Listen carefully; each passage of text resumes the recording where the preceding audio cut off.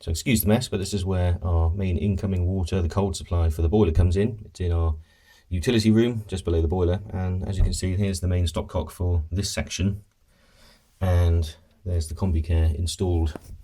And as you can see, what's happened is they've just cut into the pipe here and put in this T-piece, and that takes the water into here first, squirts it into this cartridge, mixes with the food grade polyphosphate, and then allows it to come back out again and then mix with the incoming supply for the boiler. This also goes into the washing machine as well, which is quite a handy thing, I guess.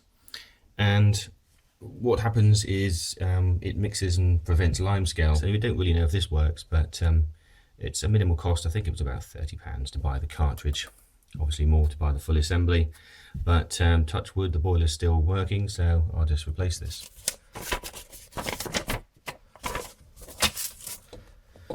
So here's our instructions. It's fairly straightforward to remove it. The actual process itself is more tricky though, because it sometimes gets jammed on. But from here, what you're supposed to do is turn off the water, which I've done actually in the pavement. Drain down the pipes, obviously just turn on some cold pipes, make sure that's all empty.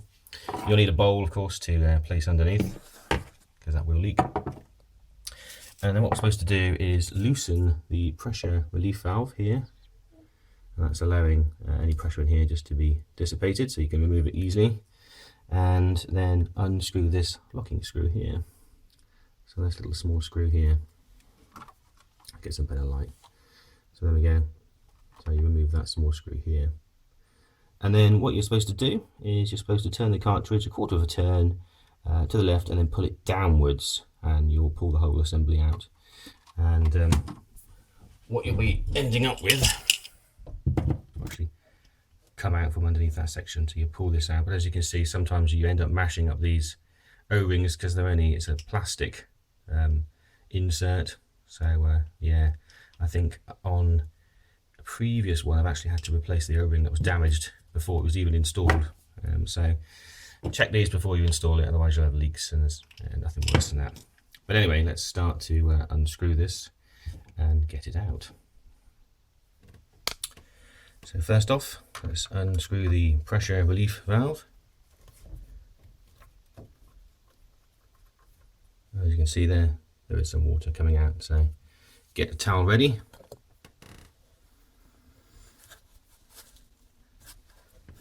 In fact, this is, yeah, it's kind of a bit like an oily mixture. Not very oily, but I don't know. Anyway, let's remove that a bit more.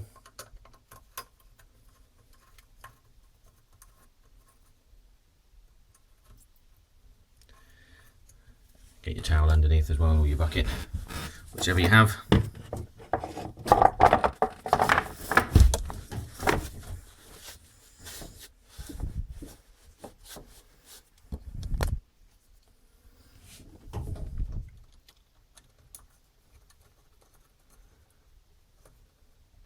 So there might be quite a bit of water here. To speed up the process as well, open a cold tap near this location, and hopefully then that will help to take the pressure out as well. So as you can see, we're nearly done here. Okay, once the water's drained down, as you can see, we've finished leaking. So yeah, a fair bit down here. So there's obviously quite a bit of pressure still in there, but if you're patient, you can make sure the water comes out before we start to unscrew. Yeah, there we go. Good stuff. And as you can see there's a little recess for where that screw goes. Can you see that going back down? So that's what you're removing. So once that's out of the way, you can actually spin the cartridge. I forget if this comes all the way out. I don't think it needs to. Yeah, there we go, look. Make sure you don't lose that. Again, another thing you don't get supplied with. But you can see there the little channel here is now going to allow this to turn.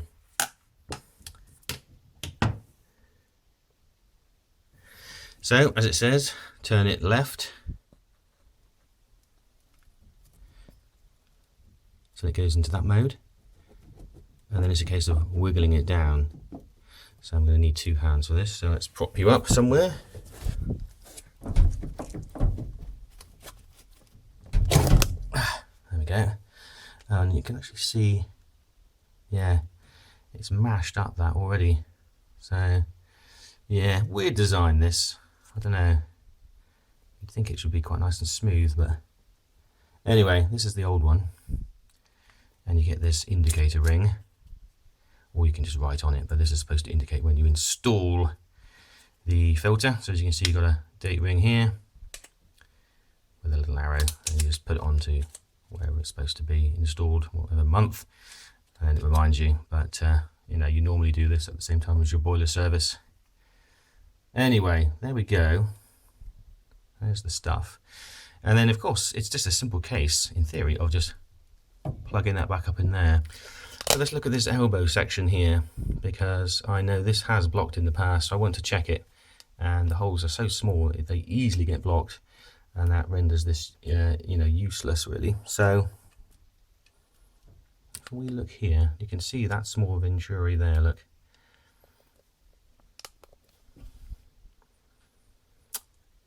So water comes in the top, I believe, mixes with the contents, and then it sprays back out a small portion of the food grade polyphosphate through that hole, and then that will take it back up into your boiler. So it's just kind of mixing a little bit of this with your main water. So it's not taking everything through this, it's just mixing a little bit, a proportion, and then sending it back up with the Limescale inhibitor. But let's whip this off. Just need a spanner here, adjustable is ideal for this, and then we'll whip this off and have a look at the gubbings.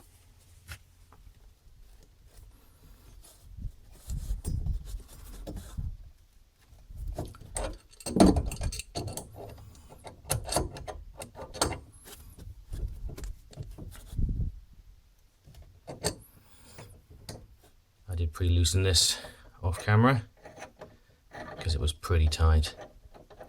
So again, a bit more water will come out of here. Get your towel ready. Make sure you've got your mains off, of course.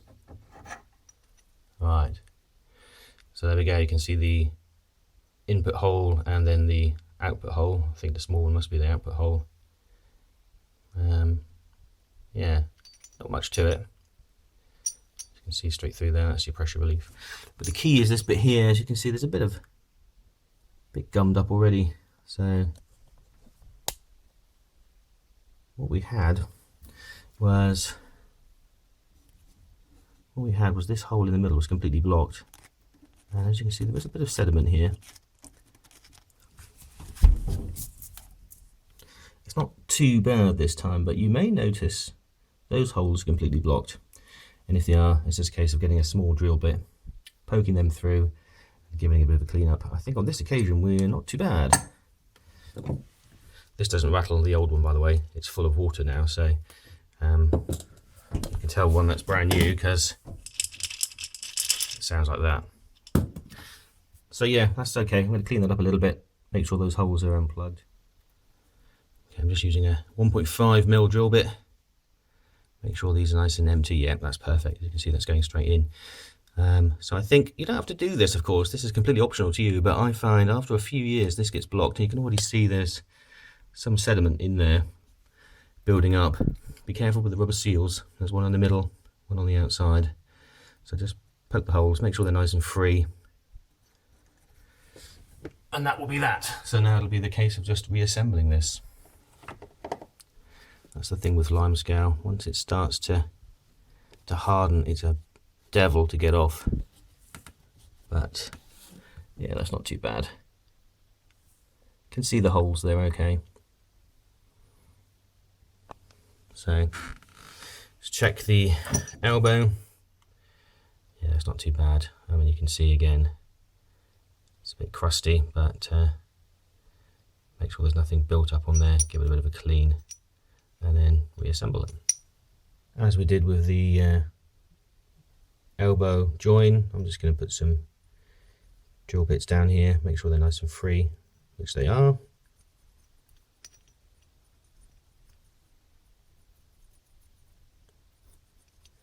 Yeah, Yep, that's all good. So, reassemble time.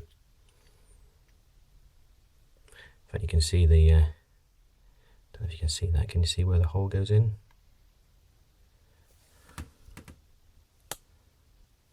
Got any light here?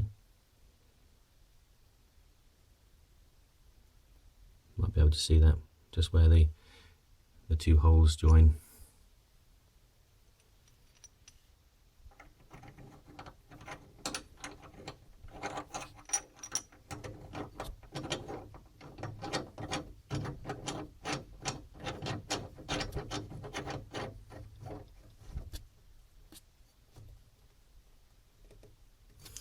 So when you go to tighten this, make sure you keep this piece nice and vertical, otherwise when you get your cartridge on it'll look like it's on the wonk. So yeah, nice and neat.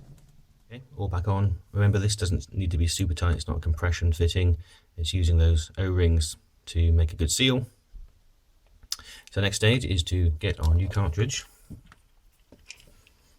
I'll put that back on. Take this off, this is your protective cap, and put this one on the old one before you get rid of it. By the way, I would advise keeping some of those O-rings as spares, just in case you get one and it's damaged during install. You can always swap it out if they're in good nick. And you can see the ring there just locks into one of these indents.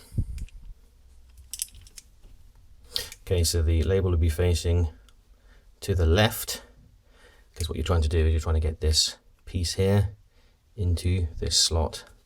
So let's place that up. Needs a bit of force. There we go. As you can see, that's now home into this position. Can't go up anymore, and then simply turn to the right until this pin locks against the housing, and that is it. That is in position. And all it's a case of now is bringing the locking screw back in, just so you can't undo that by accident, and then the pressure relief screw. So let's get this one in.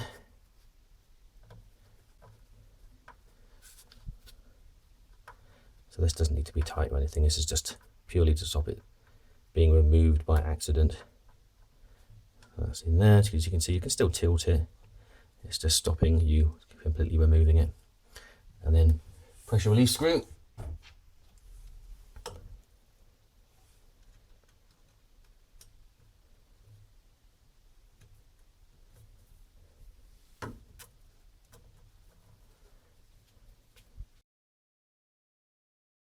By the way, if you do forget to put it on, don't take the whole thing off again.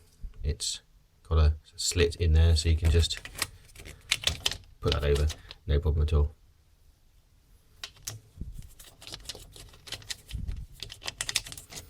Just a bit of a wiggle, and there we go. Change the date as well. If you get the date wrong, don't worry about that. You can just move that to wherever it needs to go. And once that's in place, it's just a case of turning the water back on and checking for leaks, and that'll be done for another year. So there we go, there's the Combi Care cartridge replaced. Thanks for watching.